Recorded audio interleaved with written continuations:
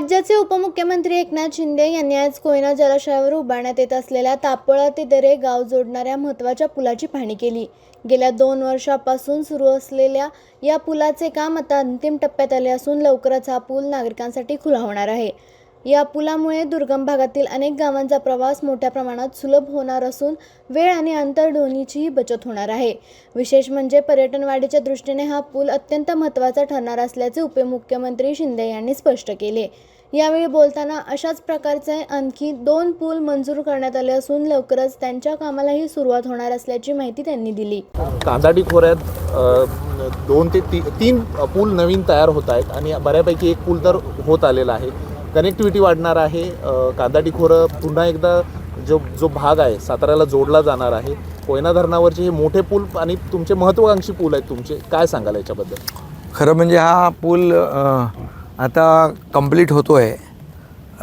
पुलाचं बांधकाम बघून खरं मला म्हणजे आनंद वाटतो आहे, कारण ह्या पुलाचं स्वप्न या इथल्या सगळ्या ग्रामीण भागातल्या कांदाट खोऱ्यातल्या सोळशी खोऱ्यातल्या लोकांनी गेल्या अनेक वर्षापासून पाहिलं होतं आणि त्याला खऱ्या अर्थाने मी जेव्हा मंत्री झालो त्यानंतर याला म्हणजे 2020-21मध्ये याला चालना मिळाली आणि त्यानंतर याचं काम युद्ध पातळीवर सुरू झालं।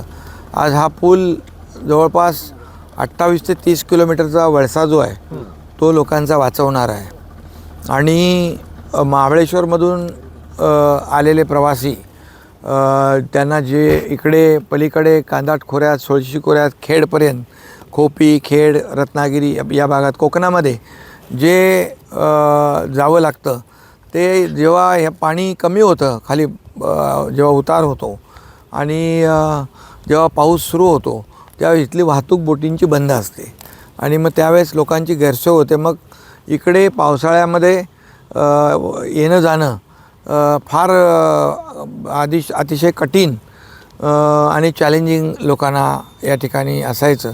या पुलामुळे हे सगळं ही सोय होणार आहे लोकांना आणि या भागामध्ये जाणं येणं सोपं होईल।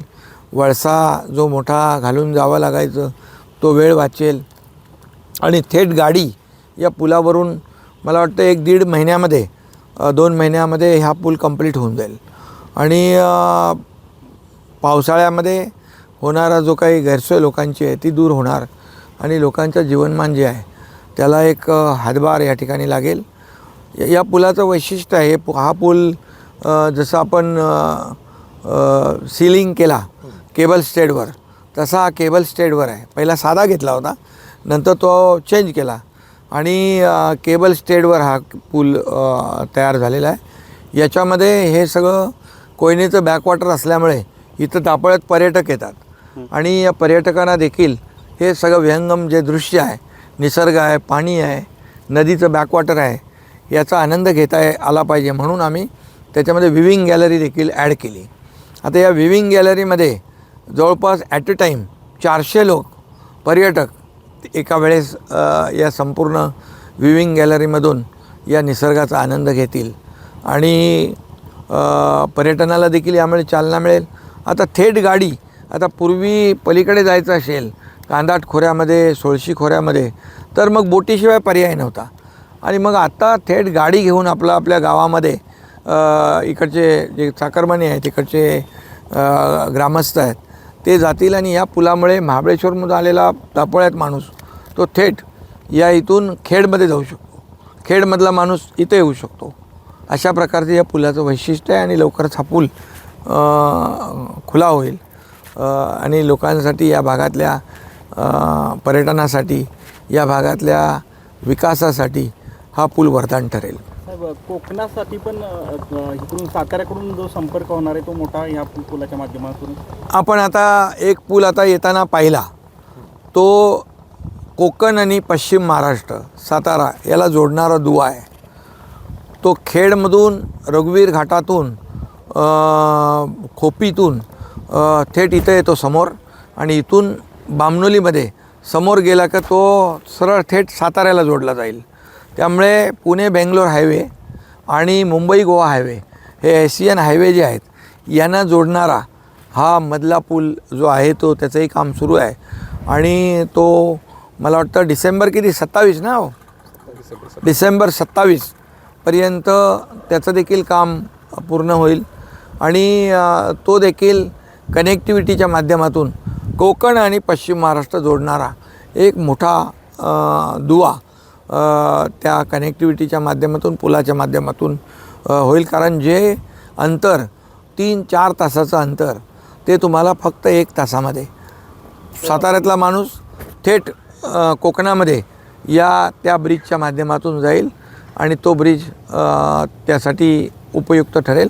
त्यामुळे देखील साताऱ्यामधून आलेला पर्यटक जो आहे त्याला पलीकडे जायचं असेल तर बोटीशिवाय पर्याय नव्हता आणि त्यामुळे आता त्याला देखील एक पर्याय निर्माण झाला आहे. तिसरा एक पूल आहे तापोळा ते आपटी, तो देखील या संपूर्ण पंचक्रोशीतल्या लोकांना साताऱ्याला जाण्यासाठी म्हणजे महाबळेश्वरवरून इथल्या माणसाला वरून महाबळेश्वरवरून मग आपला पसरणी घाटातून खाली उतरून साताऱ्याला जावं लागायचं. आता त्याला तेवढा वळसा घालण्याची गरज नाही, तो डायरेक्ट इथून साताऱ्याला जाईल.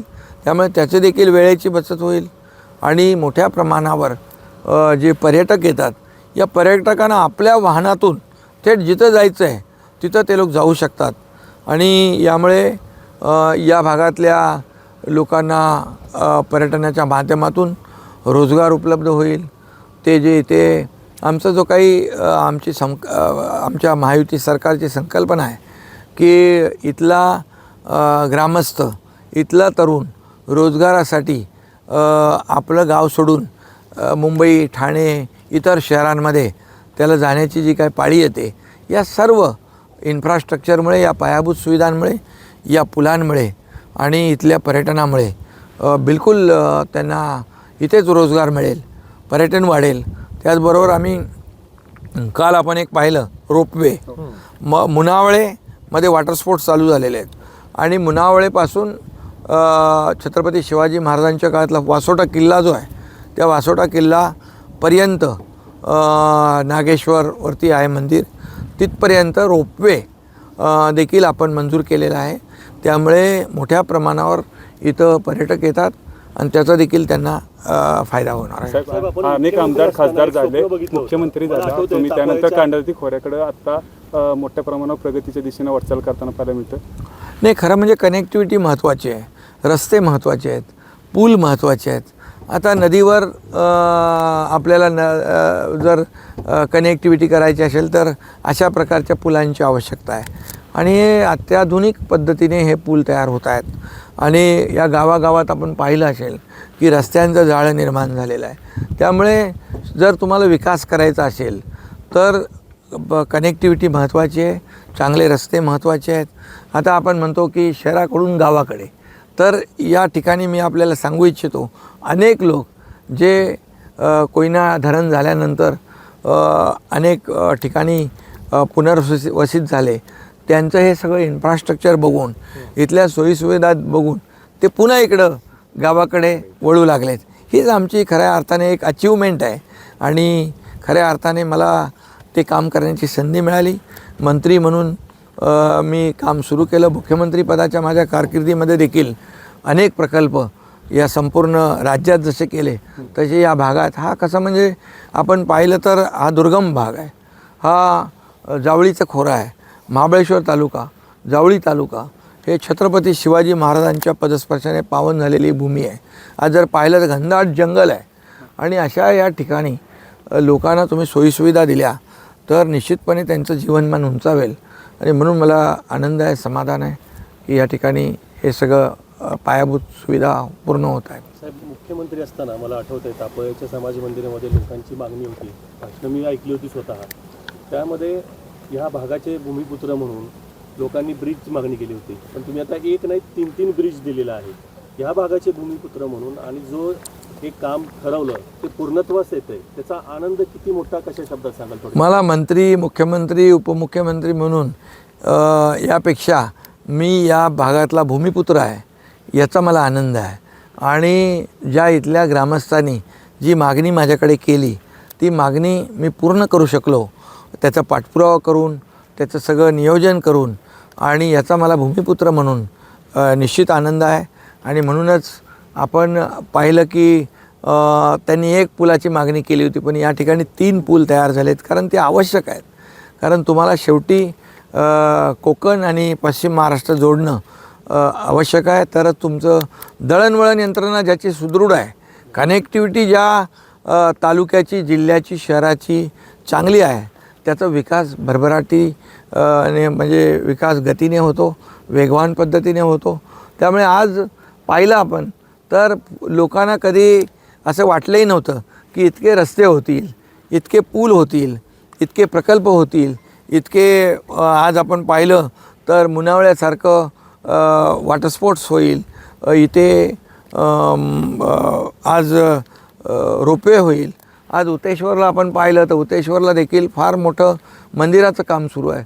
तिथे देखील मोठ्या प्रमाणावर लोक जातात, हजारो लाखोंच्या संख्येने जातात. तिथला देखील विकास आपण या ठिकाणी करतो आहे. आणि त्यामुळे तसाच आता महाबळेश्वरमध्ये खूप गर्दी झालेली आहे. महाबळेश्वर एक हिल स्टेशन आहे आणि मला आनंद आहे की ब्रिटिशांच्या नंतर नवीन महाबळेश्वर आम्ही करतो आहे. कारण ब्रिटिशांची ही सगळी हिल स्टेशन ब्रिटिश काळातली आहेत, पण ब्रिटिशांच्या नंतर या ठिकाणी महाबळेश्वरमध्ये नवीन महाबळेश्वर आपण करतो आहे. या नवीन महाबळेश्वरमध्ये मोठ्या प्रमाणावर या संपूर्ण ग्रामस्थांना, सर्व गावकऱ्यांना, अगदी महाबळेश्वर तालुका आहे, जावळी तालुका आहे, पाटण तालुका आहे, हे संपूर्ण जवळपास मोठं हे क्षेत्र आहे. या क्षेत्रामध्ये नवीन महाबळेश्वरच्या माध्यमातून लोकांना त्याचा फायदा होईल, या ठिकाणचा विकास होईल. आणि हा सगळा जो काही विकास आहे हा पर्यावरणपूरक आहे. कुठंही पर्यावरणाला हानी पोहोचू न देता प्रो एन्व्हायरमेंट हे सगळे प्रकल्प आम्ही करतो आहे.